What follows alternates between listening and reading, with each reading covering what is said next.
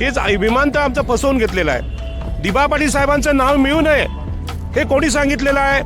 तर इथे जो फोटो दिसतो एकनाथ शिंदेचा, नगरविकास मंत्री यांनी ठराव घेतला शिडकोमध्ये की इथे बाळासाहेब ठाकरेंचं नाव लावा। ठाणे जिल्ह्यातले एकनाथ शिंदे आमच्याशी मनवादीपणाने वागलेले आहेत। त्यांनी बाळासाहेब ठाकरेंचं नाव द्यायचा ठराव घ्यायचा काही संबंध नव्हता, पण त्यांनी दिलं जेणेकरून दिबा पाटलांवर अन्याय व्हावा। आणि उल्हासनगरमध्ये आंदोलन चालू आहे की स्मशानभूमीमध्ये बाबासाहेबांचा पुतळा बसवलाय। कोणी बसवलाय? त्यामध्ये कोण आहे? तर एकनाथ शिंदेचे चिरंजीव खासदार श्रीकांत शिंदे त्यामध्ये आहेत। खासदार असलेल्या माणसाला कळत नाहीत का स्मशानभूमीमध्ये कोणाचा पुतळा लावतात का? आपल्या वडिलांचा तरी लावू शकतो का आपण? नाही लावू शकत। मग असं का केलं? हीच ॲट्रॉसिटी आहे, हाच आमचा अपमान आहे। आणि दिबा पाटलांच्या मृत्यूनंतर त्यांना विरोध करण्याचं कारण काय? पण त्यांना माहित आहे की ओबीसींची सत्ता इथे येऊ नये।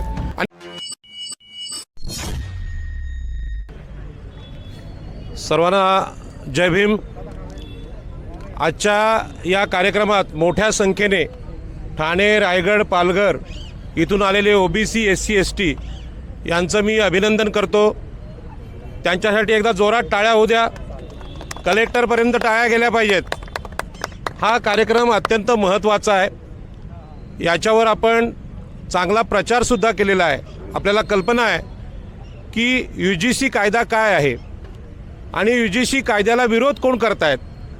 UGC कायद्याला या देशातले ब्राह्मण, क्षत्रिय आणि वैश्य हे विरोध करतायत आणि तो कायदा OBC, SC, ST यांच्या फायद्याचा आहे।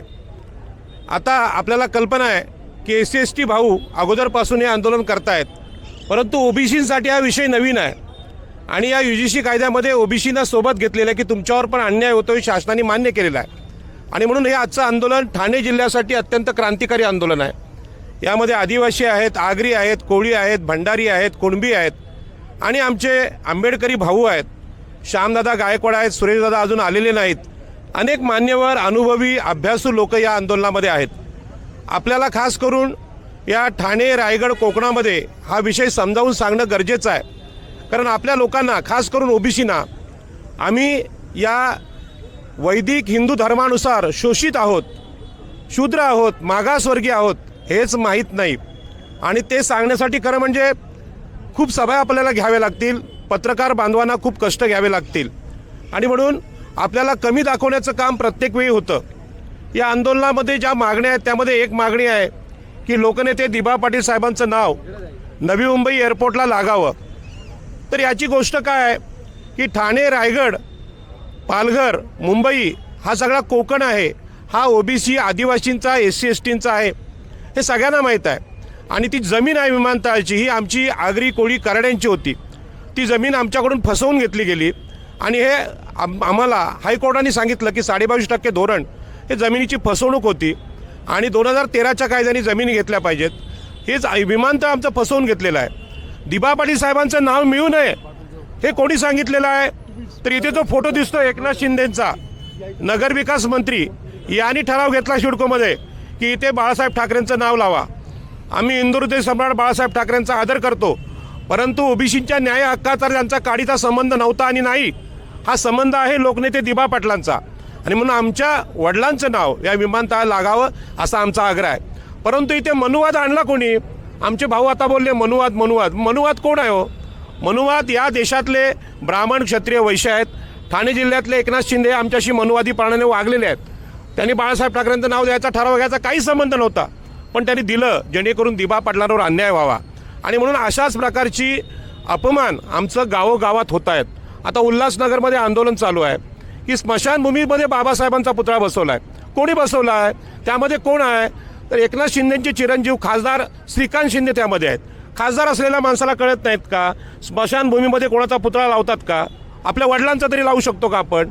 नाही लावू शकत। मग असं का केलं? हीच ॲट्रॉसिटी आहे, हाच आमचा अपमान आहे। आणि आपल्याला कल्पना आहे की आज UGCने जो विषय आणलेला आहे तो काय आणला आहे? केंद्रीय विद्यापीठांमध्ये रोहित वेमुला आणि पायल मडवी यांना आत्महत्या करायला लावल्या। ह्या आत्महत्या करायला लावल्या म्हणजे काय? त्यांना ठार केलेलं आहे। पण सांगताना काय? तुकाराम महाराजांचं जसं विमानातून आकाशात गेले त्यांना ठार केलेलं आहे। धर्माचा मुलामा द्यायचा आणि फसवायचं हे नेहमीच चालू आहे। आणि म्हणून मी नेहमीच सांगतो की रामायणामध्ये शंभूकला मारला, शंभूक म्हणजे OBCचा आहे, त्याला शिकू नये अशी यांची इच्छा आहे। आपल्याला माहीत आहे महाभारतामध्ये एकलव्याचा म्हणजे आदिवासींचा अंगठा कापला हेच लोक आहेत। आमच्या गावागावामध्ये आम्ही हे समजावू शकलेलो नाही. म्हणून इथे आलेल्या लोकांना माझी विनंती आहे की ठीक आहे, इथे फार लोक बोलणार आहेत, आता श्यामदादा बोलतील, परंतु आपल्याला बोलायची संधी गावात पण आहे, आपल्या मोबाईलमध्ये आहे. आपण हे बोललं पाहिजे की विषमता काय. आज ठाणे जिल्ह्यातल्या आगरी कोळी लोकांच्या जमिनी, आदिवासींच्या जमिनी, गुरुचरण जमिनी लुटणारं कोण आहे? हे नगरविकास मंत्री एकनाथ शिंदेच आहेत. मग आपल्याला सांगावं लागेल की होय, आता ओबीसी यामध्ये आहेत, यामध्ये मराठा नाहीत, ब्राह्मण नाहीत, तेही विरोध करतात या कायद्याला. म्हणून आपल्याला विनंती आहे की उच्च शिक्षणामध्ये आमचे विद्यार्थी मारले जातात, ठार होतात. अशा प्रकारचं गावागावामध्ये आज आमचं लिडरशिप मारले जाते. दिबा पाटलांच्या मृत्यूनंतर त्यांना विरोध करण्याचं कारण काय? पण त्यांना माहीत आहे की ओबीसींची सत्ता इथे येऊ नये, आणि म्हणून आजचं जे आंदोलन आहे हे ओबीसीसाठी महत्त्वाचं आहे. या कार्यक्रमात राष्ट्रीय ओबीसी महासंघाचे कार्यकर्ते अत्यंत चांगल्या पद्धतीने उपस्थित आहेत. पण त्यांना हे ठाणे जिल्ह्यात कळलं पाहिजे, ठाणे जिल्ह्यात मनुवाद कोणाचा आहे, महाराष्ट्रात मनुवाद कोणाचा आहे? कारण महाराष्ट्रात UGCवर आंदोलन होत नव्हतं. श्यामदादा गायकवाड यांना मी धन्यवाद देईन की त्यांनी निर्णय घेतला की ठाणे जिल्ह्यात हे आंदोलन करायचं, आणि तुम्ही सगळ्यांनी हा प्रतिसाद दिला. मला वाटतं कोकणातल्या प्रत्येक जिल्हाधिकारी कार्यालयासमोर हे आंदोलन आपल्याला करावं लागेल. आणि आंदोलन करताना मनुवादी, उच्चवर्णीय असे शब्द न वापरता, या महाराष्ट्रातले मनुवादी आमचे मुख्यमंत्री देवेंद्र फडणवीस आहेत, यामध्ये उपमुख्यमंत्री एकनाथ शिंदे आहेत, हेच मनुवाद राबवतात, तेच आमचे शत्रू आहेत, आणि महाराष्ट्रात त्यांच्यामुळे आंदोलन होत नाहीत. आणि म्हणून हे जे प्रश्न तयार झालेत, गावठाणाचा प्रश्न आहे, जमिनींचा प्रश्न आहे, मुंबईतली आगरी कोळी कराडी भंडाऱ्यांची गावठाणं हेच लोक तोडतायत. आता MMRDने जाहीर केलं की सगळी गावं इथे घेणार आम्ही. रमेश मुकादम इथे आहेत. रमेश मुकादम कुठे आहेत? 32,000 एकर जागा त्यांनी घेतलेली आहे. एका बाजूनी हेक्टर, एका बाजूनी लोढा लुटतोय आम्हाला, अदानी लुटतोय, अंबानी लुटतोय.